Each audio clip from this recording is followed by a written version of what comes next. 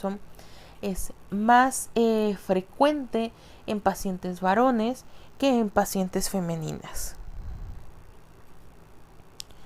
Tenemos la organización de la salud. Tenemos prevención, curación y restauración. Aquí tenemos los 3 niveles de salud. Prevención, de lo que se encarga enfermería comunitaria. Curación, que es de lo que se va a encargar el segundo nivel de atención. Que aquí, por ejemplo, vamos a poner como ejemplo una hipertensión. Enfermería comunitaria hizo su trabajo en prevenir la hipertensión, pero el paciente como tal es hipertenso, entonces vamos a pasarlo a un segundo nivel de atención. Hay medicamentos más controlados, inclusive el paciente lo tuvieron que ingresar a hospitalización porque llegó con una hipertensión vamos a ponerle 240 sobre 160 de presión arterial. Y por último tenemos restauración. El paciente, por una hipertensión o por una presión tan elevada, sufrió de un derrame. Por ende, el paciente tiene paralizada la mitad del cuerpo. Necesita un proceso de restauración. Vamos a pasarlo a un tercer nivel de atención, en donde va a ser fisioterapia, lo va a ver un cardiólogo, hasta inclusive un neurólogo de ser necesario. Y vamos a ver también la triada epidemiológica. Bien, tenemos la triada epidemiológica. Ok, aquí vamos a ver lo que veíamos la clase pasada, lo que es el agente, el ambiente y el huésped. Dentro del agente puede ser extrínseco o intrínseco, o sea, extrínseco que el agente esté afuera o intrínseco que el agente esté adentro y se puede activar. Por ejemplo, la tifoidea. La tifoidea, todos tenemos la tifoidea. Lo único que hay, por ejemplo, comidas que detonan o que activan la tifoidea y otras comidas que realmente no la afectan. Por ejemplo, las carnes crudas afectan que se active la tifoidea y de ahí viene la salmonelosis. Bien, dentro del ambiente va a abarcar químico, físico, biológico, social, económico, político y religioso. Bien, en el ambiente puede ser un ambiente químico o físico. Lo que les comentaba igual, puede ser de una fiesta, también puede ser químico por contaminación, puede ser biológico, que también puede ser por alguna enfermedad que transmita algún bichito, un vector. En lo económico, ejemplo, la tierra sabemos que está llena de bacterias. Hay gente que realmente pues es de muy bajos recursos. Por eso el agua que ellos tienen realmente pues prefieren utilizarla solamente para su consumo. Realmente no les importa que no se laven las manos antes de comer, porque esa agua que pueden utilizar, por ejemplo, para lavarse las manos, les puede servir, no sé, para pues darle de tomar a 2 o 3 personas quizás. El huésped puede ser especie, edad, sexo, raza, residencia, estado inmunitario, etc. El huésped va a variar en muchos aspectos. Por ejemplo, sí, en la edad y en el sexo. Recordemos que los pediátricos, o sea, los pacientitos pediátricos y los pacientitos adultos mayores o ancianitos son los que tienen mayor vulnerabilidad, o sea, tienen un sistema inmunológico más debilitado. Una persona, un adulto como tal, un adulto joven, puede que sí tenga un sistema inmunológico pues fuerte, bien protegido, pero también va a depender mucho pues la herencia genética que tenga. Muchas personas tienden a ser, por ejemplo, más enfermizas que otros, pero pues realmente es mucho a su sistema inmunológico. Ok, vamos a ver la historia natural de la enfermedad. Tenemos que es la evolución natural de cualquier proceso patológico, desde que inicia hasta una resolución y sin intervención de la mano del hombre. Ahorita vamos pues a explicar todo esto. Bien, la enfermedad es la última etapa de un proceso que se ha gestado con el tiempo, lo que significa que es un quebranto del propio sistema de defensa natural.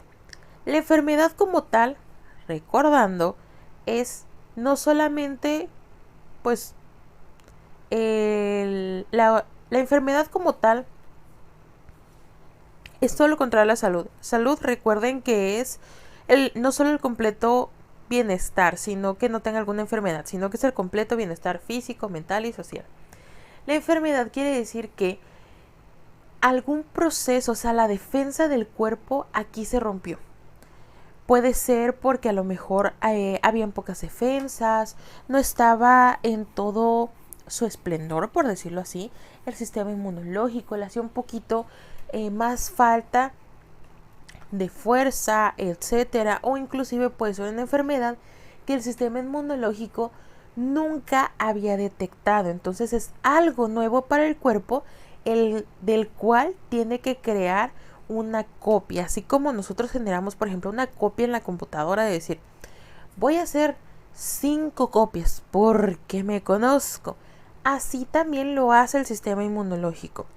Genera copias para que cuando vuelva a entrar ese virus, el sistema inmunológico diga, esto yo lo guardé en mi base de datos y ya sé cómo voy a defender el cuerpo ante esta enfermedad. Tenemos dos divisiones, el periodo prepatogénico y el periodo patogénico. En el periodo prepatogénico, el tiempo donde la persona está sana y se encuentra en un equilibrio con su ambiente. Todavía la persona no se ha enfermado, ni siquiera tiene pensado enfermarse. Mientras que el periodo patogénico es el inicio de la enfermedad, aún antes de que se presenten síntomas. O sea, aquí el paciente ya se contagió, pero aún no sabe que ya está contagiado. Ok, tenemos el esquema de la historia natural de la enfermedad. Periodo prepatogénico y periodo patogénico. Prepatogénico, el individuo está sano, hay un equilibrio entre agente, huésped y ambiente. Periodo patogénico se va a dividir en etapa clínica y subclínica. La etapa subclínica es los mecanismos patogénicos del agente locales y o sistémicos de entrada. Y el periodo de incubación, que es el periodo de latencia, adaptación, reproducción, expansión local, cambios histopatológicos y o diseminación sistémica. Contra como tal los mecanismos de defensa y respuesta inmune del huésped.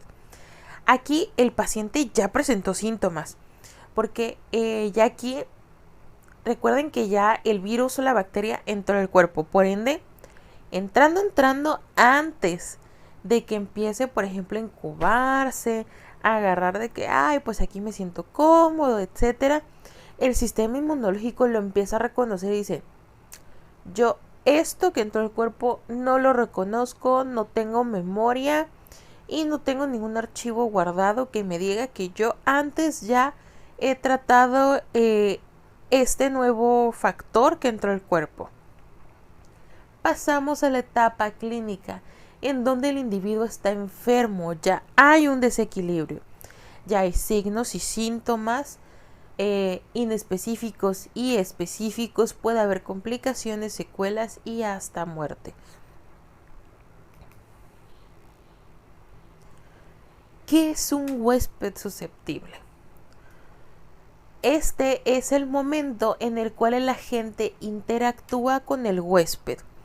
Un huésped susceptible es aquella persona que su sistema inmunológico está debilitado. Por ejemplo, cuando acaban de salir de un cuadro de infección, puede que hasta inclusive pudieran haber estado internados, pudo haber sido una infección de vías urinarias que les dieron antibiótico. Todo antibiótico va a bajar las defensas. Por ende, el sistema inmunológico se debilita y el huésped es susceptible a contraer cualquier enfermedad que esté en el ambiente. Vamos a ver los niveles de prevención. Tenemos 3 niveles: primario, secundario y terciario. Vamos a ver cada uno de ellos. Tenemos los 3 niveles y se va a subdividir. Dentro del primer nivel de atención tenemos el fomento de prevención de salud óptima y disminuida. Mientras que del otro lado tenemos la prevención secundaria, que es un proceso de recuperación. Incipiente, que es recuperación, incapacidad y hasta inclusive cronicidad. Y si no es bien tratada, hasta inclusive la muerte. Y por último tenemos el tercer nivel, que es de rehabilitación. ¿Qué actividades se van a realizar en el primer nivel de atención? Que es de lo que enfermería comunitaria se encarga. Funciones de salud pública, como es el fomento. ¿Qué actividades vamos a hacer aquí? Actividades como educación sanitaria, o sea, educar a la población. Prevención según el factor de riesgo. ¿Qué factores de riesgo puede haber? En el caso de las mujeres, cáncer cervicouterino, cáncer de mama, y en el caso de los varones, cáncer de próstata. Utilización de medios audiovisuales.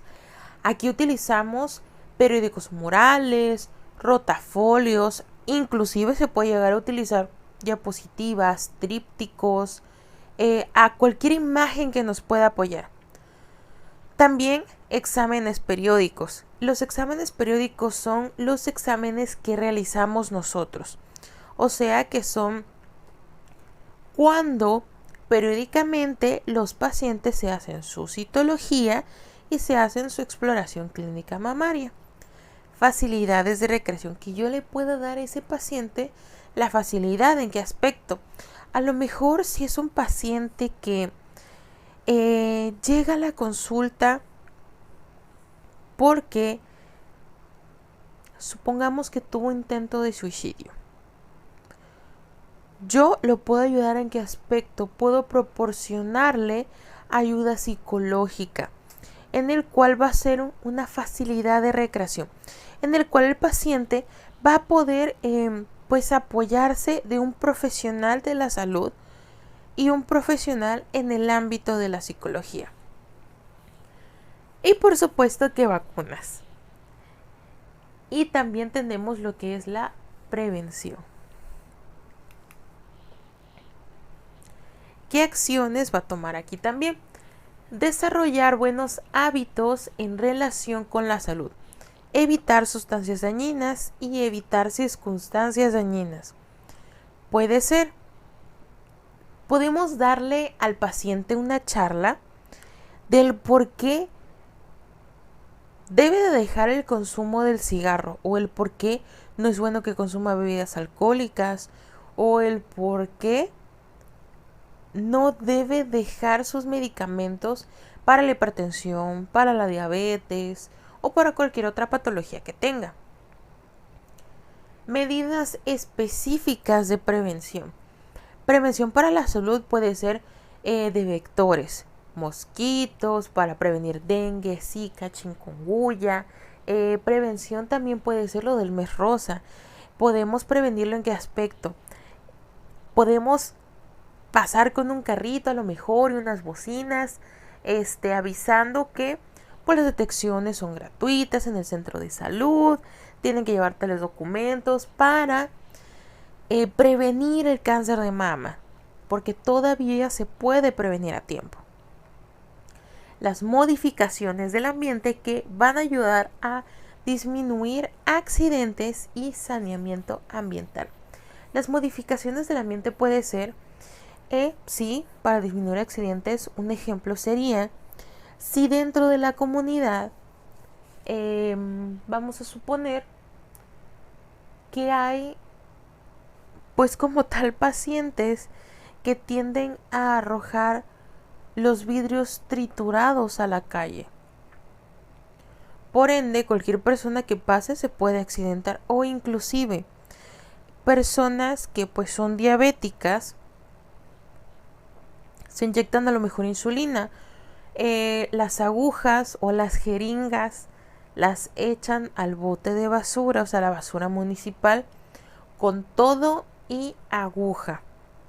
Podemos darle esa prevención al paciente, darle esa plática, esa charla, educarle de que puede prevenir un accidente. Si la persona guarda sus agujas en una botella de plástico, posteriormente, ya que esté a 3/4, le puede poner pegamento en la tapa, se sella y ya así la puede, pues como tal, desechar ahora sí en la basura municipal. Mientras tanto, no, porque puede hacer que cuando la persona, el recolector de basura, pase, valga la redundancia, a recoger la basura, se punce. Si todavía el paciente, no sé, tiene VIH, se va a contagiar de VIH el paciente, ¿sí?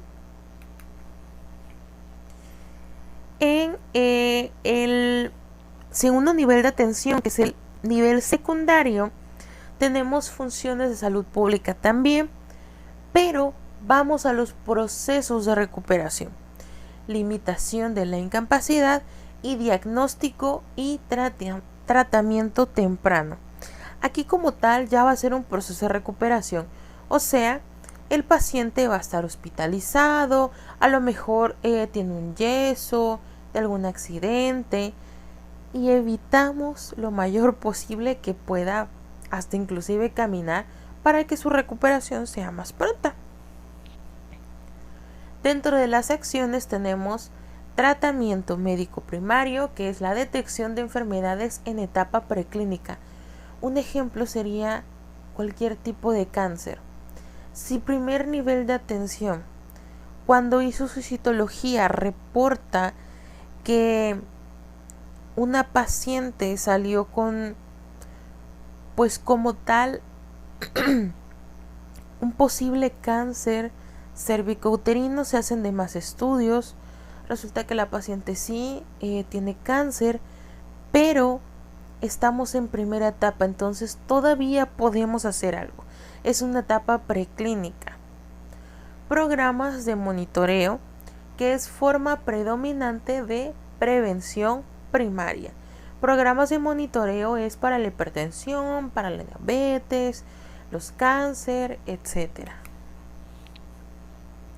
Y el nivel terciario o el tercer nivel de atención son funciones de salud pública. Aquí nos vamos a encargar de la rehabilitación, cuidados paliativos, que los cuidados paliativos se van a enfocar al manejo del dolor y terapia ocupacional.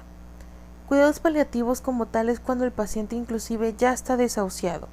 El paciente lo único que pues necesita como tal es, uno, que lo escuchen, otra, que lo comprendan, y nosotros darle el mejor y mayor cuidado que se le pueda dar. Ok, vamos a ver las técnicas educativas.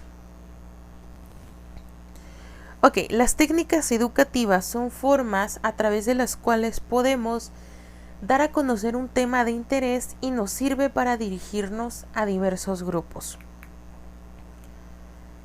Las técnicas más usadas son sesiones educativas o charlas, o sea, pláticas, demostraciones o talleres. Dentro de la plática podemos utilizar algún material didáctico. Puede ser hasta inclusive, también se opta. Si estoy dando una plática de planificación familiar, puedo optar por enseñar cómo poner un preservativo. talleres de títeres, que esto por lo regular se da cuando vamos a las escuelas con los niños. Y teatro o sociodrama también se da por lo regular cuando vamos a las escuelas para dar algún tipo de plática. ¿Cuándo podemos usar estas técnicas? Cuando nos dirigimos a un grupo pequeño de la comunidad o cuando nos dirigimos a la familia. Va a variar los tipos de técnica conforme al público que nos podemos dirigir. ¿Qué condiciones se deben elegir para como tal elegir la técnica? El número de personas. Un ejemplo, yo no puedo dar una charla con una persona. Ya como tal sería, por ejemplo, una plática de concientización que pueda hacer dentro del consultorio. Ambiente donde se va a realizar. No puedo dar una charla, por ejemplo, en la feria donde ni por favor me van a escuchar. Ayudas didácticas. ¿Con qué material puedo contar? Extensión del tema. Si cuento, por ejemplo, con poquitito tiempo y es un tema, no sé, sumamente largo, no me voy a poner a dar un tema, ejemplo, cáncer infantil, con, pues no sé, todo detallado, hasta inclusive planificación familiar, que es un tema muy extenso, a pacientes que están esperando la consulta, que quizás me van a prestar atención como 4 o 5 minutos. Y tiempo del que se dispone. Y las condiciones que debe de tener el orador. El orador o expositor es la persona que va a presentar el tema. O sea, es en el caso de nosotros o ustedes. El expositor debe de conocer el tema al pie de la letra. ¿Qué quiere decir? Es lógico que hay personas que sí tengan un poco de pánico escénico el pararse enfrente de mucha gente a hablar, pero es necesario perder ese miedo y conocer adecuadamente el tema. ¿Por qué? Porque no falta a lo mejor el paciente que te prestó atención y quiere hacerte alguna pregunta, y si se queda con la duda, pues realmente no va a ser lo adecuado. Ser amable. ¿Por qué? No es lo mismo que yo me pare en medio para dar una plática y presentarme. Buenos días, soy la enfermera Elena, estoy a cargo de esta unidad y quiero ofrecerles una plática sobre tal tema. A ver, necesito que me presten atención porque pues es parte de mi trabajo y tengo que darles un tema, así que todos cállense y háganme caso. Totalmente es muy notoria la diferencia, ¿de acuerdo? Debes saber responder a los oyentes y a sus necesidades e intereses. Colocarse en un lugar donde todos lo puedan observar. Un ejemplo, si yo sé que estoy chaparrita, no me voy a poner a donde, pues como tal, las personas que están hasta atrás tengan que estarse haciendo hacia un costado para poder verme. Al contrario, si inclusive cuento con un pequeño escenario, me puedo subir al escenario o hasta inclusive me puedo subir a un banquito para que la gente me pueda observar. Cambiar el tono de voz. El tono de voz va a variar. Un ejemplo sería, aquí pues yo estoy grabándole su clase, tengo un micrófono, estoy en una habitación donde no hay ruido. No tengo la necesidad de hablar muy fuerte o inclusive gritar. Pero si me encuentro en la comunidad donde que la comadre se encontró, la amiga están chismeando, que el compadre vio al otro compadre, también están platicando, los niños están con el ruido, necesito subir el tono de voz para que la persona que esté hasta el final me pueda escuchar. Antes de empezar, se debe saludar al grupo con amabilidad, presentarse, hacer una motivación. Puede ser un comentario positivo, un relato de alguna anécdota o una pregunta. Esto facilitará mucho el trabajo. Un ejemplo sería, necesito o voy a dar una charla mientras los pacientes esperan a consulta. Puedo dar una plática de lactancia materna. Les pongo como tal un ejemplo de pues cómo sería. Buenos días, soy la enfermera Elena. Voy a darles una plática de la lactancia materna. Sé que a lo mejor muchos pueden estar familiarizados con lo que es la lactancia, pero ¿ustedes saben qué tan importante y lo indispensable que es la lactancia materna para el recién nacido? Pues bien, yo me voy a encargar de darles esa información. La lactancia materna es, y de aquí empieza la plática. La sesión educativa es un procedimiento directo de educación para la salud. Debe de ser breve, lo ideal es de 45 minutos como máximo. Por ejemplo, una clase, una conferencia, utilizar un lenguaje sencillo, debe de tener una estructura, al final debe tener una conclusión y generar preguntas. También puede ser cuando voy a la escuela a dar una plática. Utilizar un lenguaje sencillo porque si voy a una escuela primaria, aunque ya sean de sexto año, son niños. ¿Cómo le voy a explicar a un niño el tema que estoy dando, por ejemplo, de planificación familiar? Si yo le digo, por ejemplo, al niño, el DIU, el implante, contiene IDU, que es de cobre, que va a expulsar hormonas por todo el cuerpo, van a empezar los ambientes electroquímicos. Nunca me va a entender. Yo tengo que adaptarme al lenguaje de ellos. Si voy a hacer un tema de planificación familiar, sería, de planificación familiar, o sea, métodos con los que ustedes pueden cuidarse. Hay un método del que me gustaría hablarles, que es el DIU. El DIU son siglas que significan tal, por lo cual es un dispositivo intrauterino. ¿Qué quiere decir intrauterino, chicos? Que este dispositivo, o sea, este aparatito, este pequeño plástico, se introduce dentro del útero, o sea, dentro de la matriz, dentro de la vagina de las mujeres para evitar un embarazo. Me tengo que acoplar a su lenguaje, a modo de que ellos me puedan entender. Una charla es una técnica que aún se usa cuando el tiempo del que se disponen los oyentes es corto, de 15 a 20 minutos. Por ejemplo, cuando se espera ser atendido, se debe utilizar un lenguaje sencillo y estructurar de la siguiente manera: una introducción, motivación, objetivos, cuerpo de la charla, resumen, evaluación y una bibliografía. Para dar una charla realmente el tiempo es muy poquito. Y como todo, va a haber gente que no les va a prestar atención. Pero hay gente que sí va a estar muy pendiente de lo que ustedes están informando. Se dispone, sí, de como unos 15, 20 minutos aproximadamente. Debe de ser también un lenguaje sencillo. Recuerden que están en una comunidad.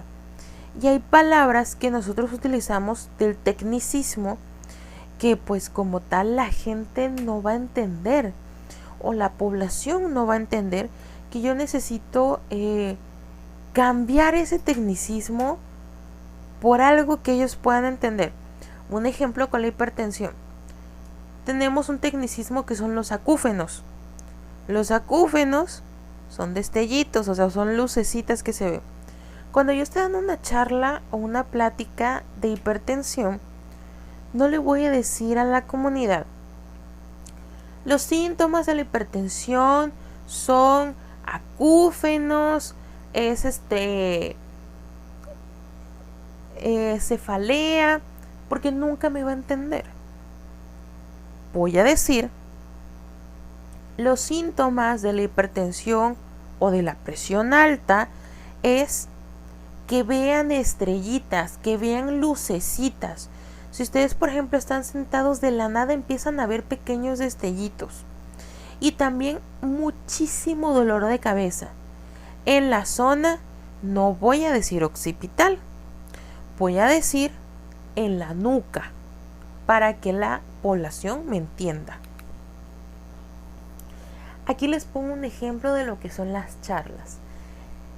Estas fotos son de